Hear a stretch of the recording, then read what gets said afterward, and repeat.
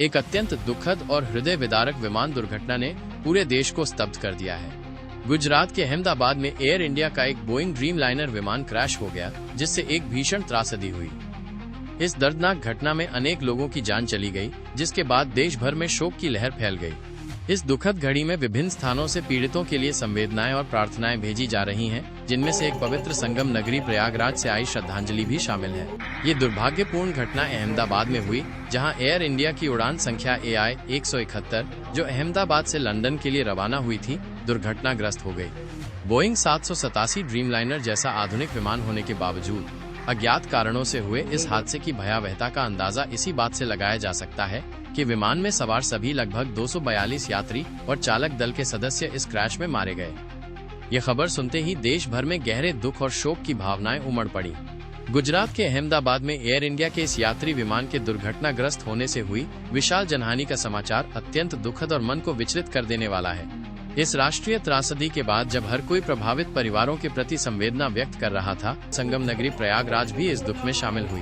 प्रयाग के संगम तट, जो गंगा, यमुना और पौराणिक सरस्वती नदियों का पवित्र मिलन स्थल है और धार्मिक महत्व रखता है, वहां पर पीड़ितों को एक विशेष तरीके से श्रद्धांजलि दी गई। संगम तट पर नियमित रूप से आयोजित होने वाली मां गंगा की आरती के दौरान हरिहर आरती समूह द्वारा इस विमान दुर्घटना में मारे गए लोगों की आत्माओं की शांति के लिए एक विशेष प्रार्थना सभा का आयोजन किया गया।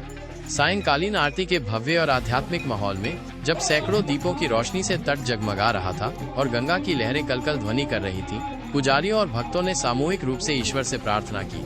हरिहर आरती समूह के सदस्यों और उपस्थित लोगों ने मां गंगा की पवित्र धारा के समक्ष हाथ जोड़कर प्रार्थना की।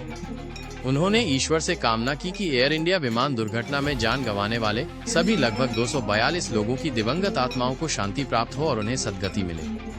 इस प्रार्थना में न केवल मृतकों की आत्माओं के लिए मुक्ति की कामना की गई, संगम तट पर गंगा आरती के दौरान दी गई ये भावपूर्ण श्रद्धांजलि त्रासदी के शिकार हुए लोगों को सम्मान देने और उनकी स्मृति में प्रार्थना करने का एक पवित्र प्रयास था।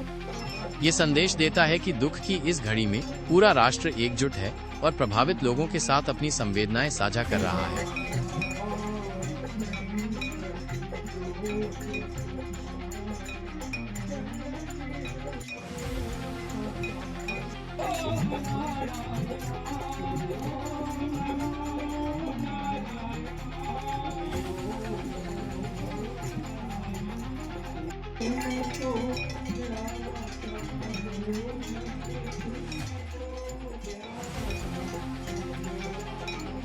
Thank you.